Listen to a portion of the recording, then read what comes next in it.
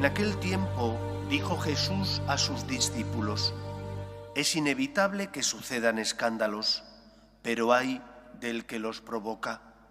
Al que escandaliza a uno de estos pequeños, más le valdría que le encajaran en el cuello una piedra de molino y lo arrojasen al mar. Tened cuidado. Si tu hermano te ofende, repréndelo. Si se arrepiente, perdónalo.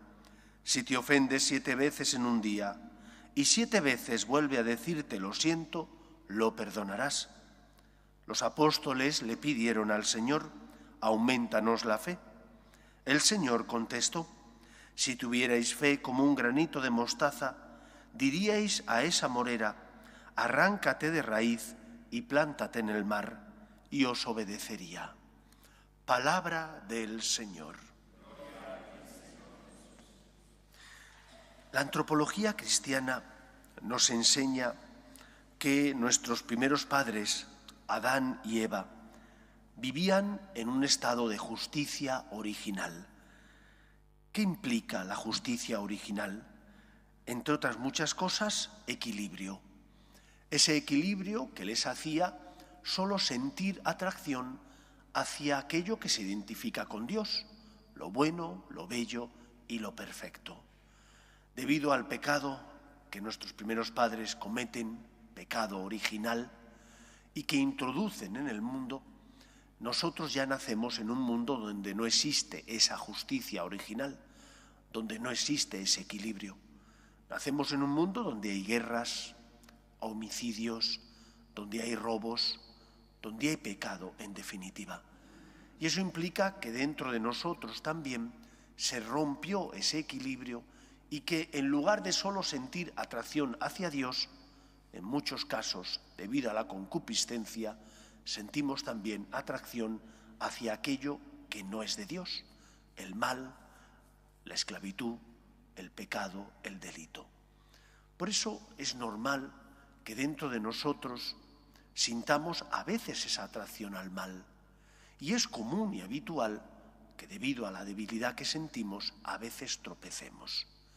Estas palabras de Cristo, donde habla de los escándalos, es algo que es natural que el ser humano tropiece y se equivoque. ¿Dónde está la diferencia? Papa Francisco, con esa manera de hablar que él tiene, de la tierra de donde él proviene, dice que una cosa es ser corrupto y otra cosa es ser débil. El corrupto no quiere salir de la corrupción, vive instalado en la corrupción. El débil, que es consciente de su pecado, se supone que quiere luchar y salir de la debilidad. Mientras que el corrupto vive a gusto, instalado en el pecado, el débil siente con dolor su flaqueza, su debilidad, se acerca al Señor y pide ayuda para salir de la debilidad. Los escándalos, cuando provienen de debilidad, los puedes entender, no son tales escándalos. Es normal que en la vida nos encontremos con personas que debido a sus pocas fuerzas, debilidades, tropiezan y caen. Y sus tropiezos nos afectan, como los míos afectan a otros. Otra cosa es la corrupción.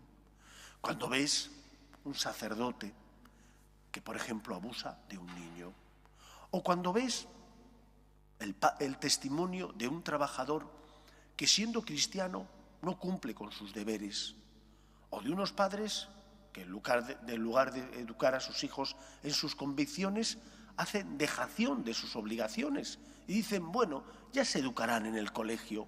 ¿Y en casa no han recibido la educación tus hijos a la que tenían derecho? Por eso tenemos que distinguir entre corrupción y debilidad. La debilidad se entiende porque todos somos débiles. Tenemos que pedir al Señor que nos ayude para salir de esa debilidad. La corrupción es la que de verdad escandaliza al mundo. ¿Seré yo una persona instalada en la corrupción? Porque no quiero salir de ese mundo de pecado, porque no pongo los medios para salir de esa situación. Pregúntatelo. Estaré escandalizando porque mi testimonio, lejos de ser el testimonio de una persona humilde que manifiesta, que confía en la gracia de Dios, es el testimonio de una persona que juega con Dios, de un tibio, porque pone una vela a Dios y otra al diablo. Y en segundo lugar, si estoy con el deseo de salir de la corrupción, con el deseo de pasar de la corrupción a la debilidad y de la debilidad a la santidad, ¿estoy poniendo los medios? ¿Y cuáles son los medios? Primer medio, mi unión con Dios. ¿Cómo voy a salir de la debilidad, mucho menos de la corrupción, si no me acerco al Señor? Si no rezo, si no practico los sacramentos, si no recibo el perdón de los pecados, si no recibo a Cristo estando en gracia de Dios, ¿solo con mis fuerzas voy a salir de la corrupción o de la debilidad? Imposible.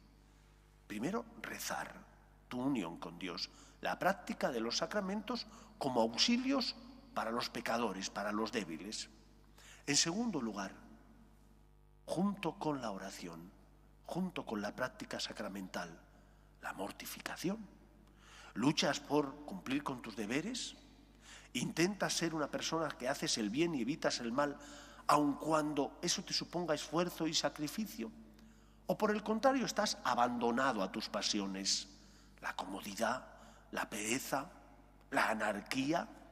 Dice Jesús que un reino en guerra civil va a la ruina.